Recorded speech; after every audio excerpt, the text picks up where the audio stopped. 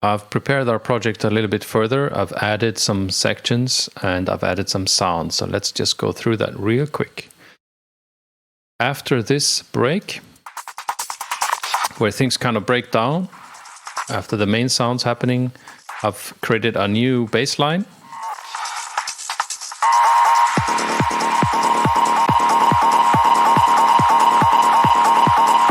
There's a small bridge building up from the break into the main section.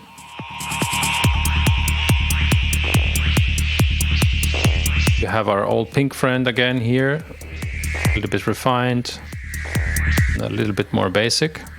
I've added a snare coming now.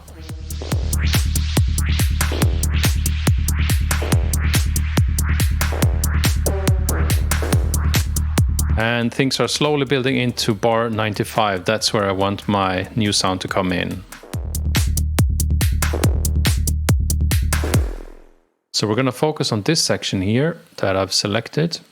And I'm going to add a new synthesizer and start building the sound. And since I'm going to work a lot in the device panel down below, I need to move myself up.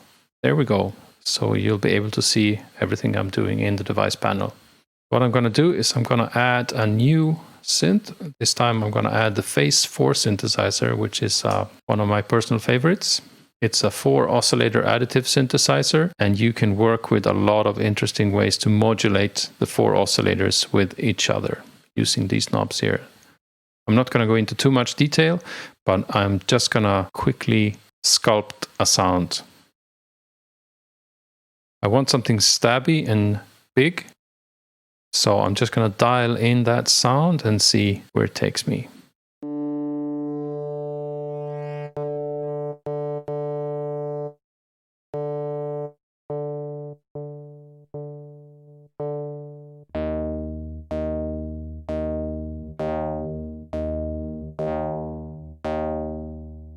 So this is our basic stabby sound.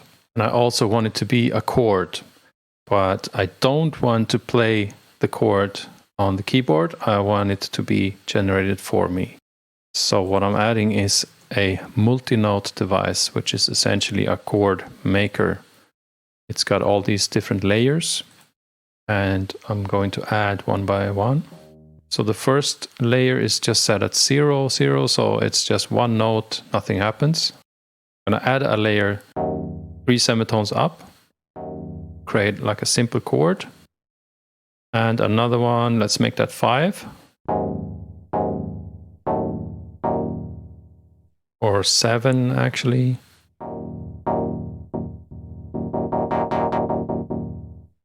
I need to increase the volume here a bit.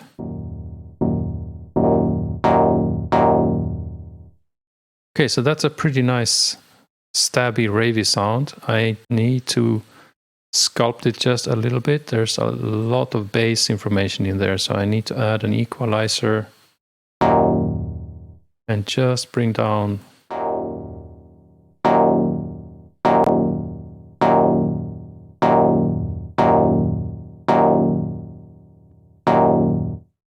something like that for now, just to bring down the bass.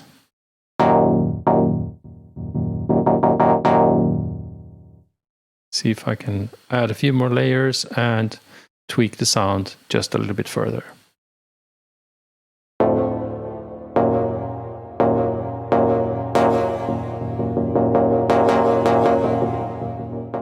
Okay, I'm pretty happy with how this sounds. I think I'm going to give it a color. It's definitely a purple synth to me. And I'm going to call it a Rave Stab. There's one more thing I need to do, and I want to add one more layer, which is 1 octave down, just to bring a little bit more body into the sound. And now I need to find the melody that I want to play. So I'm just going to let the music play in the background and fool around with a couple of different note progressions.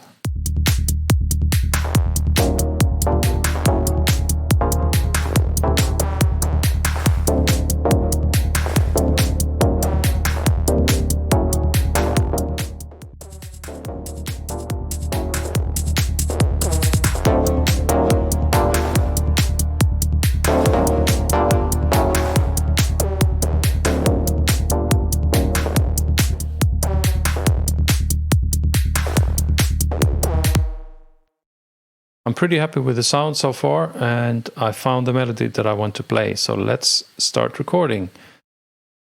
I'm giving myself some lead time into the section where I want to record, and I'm activating the record button.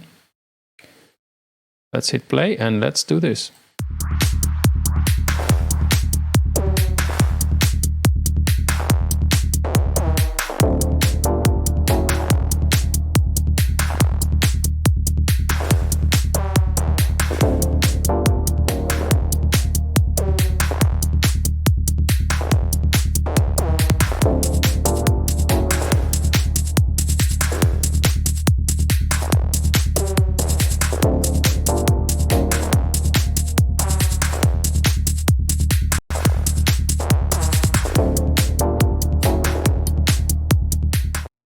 Right, so I'm pretty happy with that. Gonna clean up this recording a little bit. Just gonna go ahead and quantize the notes. Change the length of my clip. Move it into the right place. The sound we have is pretty damn basic. Now it's time to refine the sound and add detail, add character, and all these things. There's probably 1,000 ways to do this, and 990 of those are probably wrong. But let's try out a few different approaches and a few different ideas and tricks. Yeah, we have to take a pragmatic approach to this and see where the road takes us. Actually, let me bring in myself back into the screen. There I am. Hello. So one of the issues that I'd like to address is that with the first notes that we have, they are the wrong notes in our scale. So none of these notes represent the bass note of, well, the bass line. So that means that when the stab hits, you get a feeling that it's kind of out of tune. And how I'd like to address that is to create a version of the stab leading into the first note. And that will also be very useful to have in other parts of the track to tie things together and kind of prepare the ears for this main melody. And it's pretty straightforward, actually. I just want to create a reversed note. Of course, I can't really do that with the synthesizer as it is and using notes, because there are no such things as reversed notes. So I want to print this down into audio, and this is a pretty simple trick actually. What I'm gonna do is I'm gonna create a new clip and add a single note in the bass note. Let's solo this and listen. Okay, that's fine. But to give it a more paddy quality, I want to add lots of reverb to this. So this is my main reverb, which is pretty nice, but it's a bit short for what I want right now.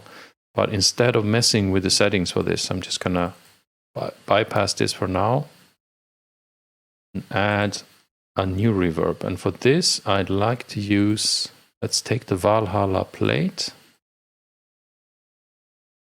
and let's do some settings. I need to set the mix to 50% or so. Make a very long delay, a decay setting.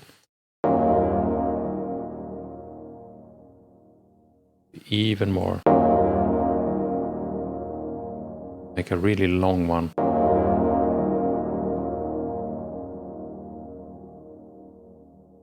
This actually sounds pretty nice just as it is. I don't need to do a lot of tweaking here.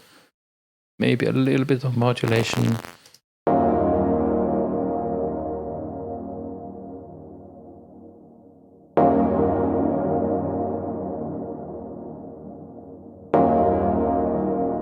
That's how it is static. This is with modulation.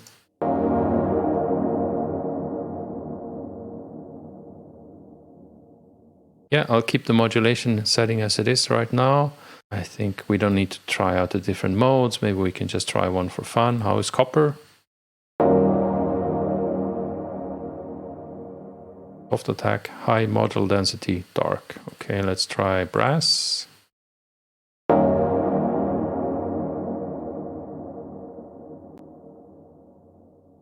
I don't know. Chrome. Yeah, Chrome's my favorite so far. Right, so I've created this single note and I'm gonna bounce this down to audio. So I'm making a time selection with the time selection tool. And I'm gonna make a longer selection because the reverb tail is gonna go all this way. Okay, here it's definitely ended, so we only need to make this time selection. Okay, with this selected, I'm gonna right click and choose bounce. It's fine. I now have an audio copy of the sound. Let's check it.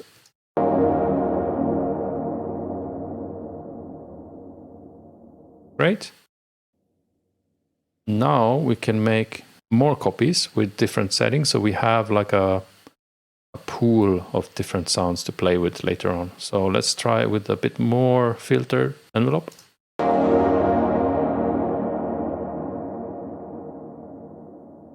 Okay, that's cool. I'm just gonna go ahead and bounce. Oof, we'll sort these later on. Try another setting, even more filter.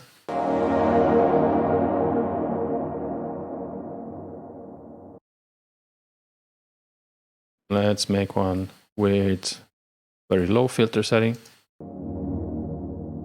Very dark, and I'm building this array of different versions of the stab as audio. So what I want to do is, I don't need all these as separate audio tracks. Just gonna grab these and put them in the clip launcher because this is gonna be my storage area and I can store my different versions.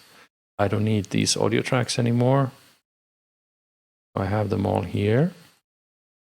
Make this one purple and call it Wave Stab Bounce. Let's check them again.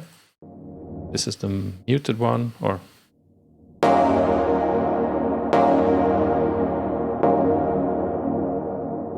let's organize them by intensity.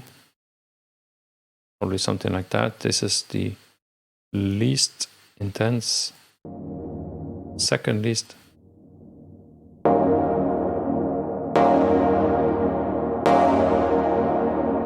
Okay, cool. So I have all these different bounces with the reverb tail, mind you. And what I like to do now is I like to duplicate this, duplicate all the clips, the channel and everything. And this is gonna be the reversed one. So selecting all the clips, reverse them. And now I have this, because that's what I wanted to do to begin with. Let's take the second one here. Aligning that into 495, and let's just listen.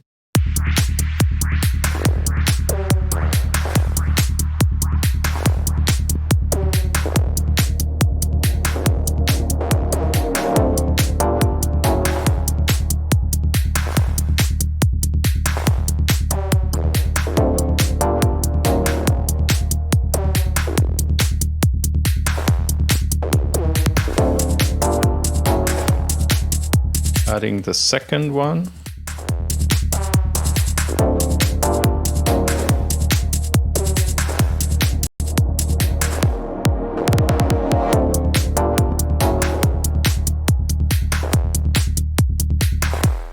Okay, I think that ties the sound nicely together. And here's another thing I'd like to do with this. I would like to use that earlier in my timeline to kind of, as it were, tease or hint at what's coming later in the track. And this, I'm adding a reverse and a forward version here. And let's listen to how that sounds.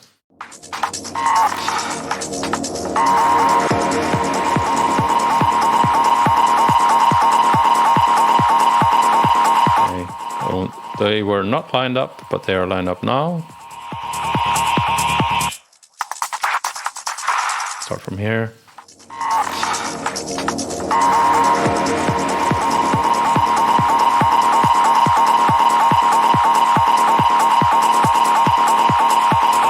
I can hold this.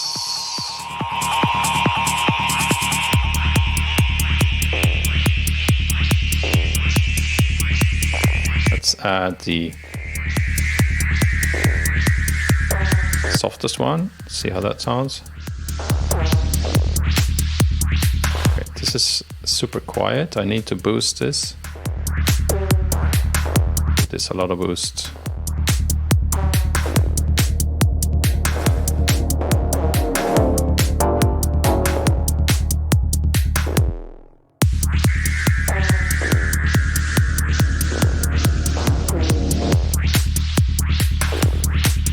Okay, that on its own doesn't sound so good. I need to add the forward one.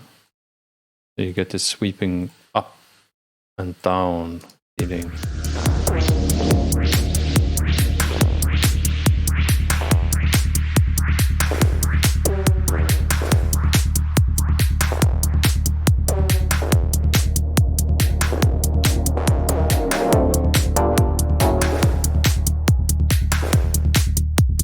And I can, of course, use this in other places in my arrangement. Making a copy and pasting that in here, for instance. And I'd like to do this to kind of, as I said, tease the main sound before it happens in some other sections, and also to tie the theme of the track together, preparing the listener.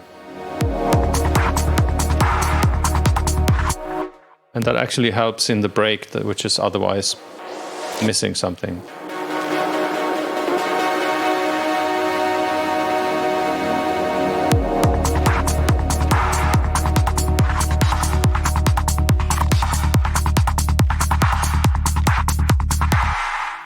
Yeah, that's not perfect, but I think that's an interesting way to work with this. I'm going to go ahead and group these things together.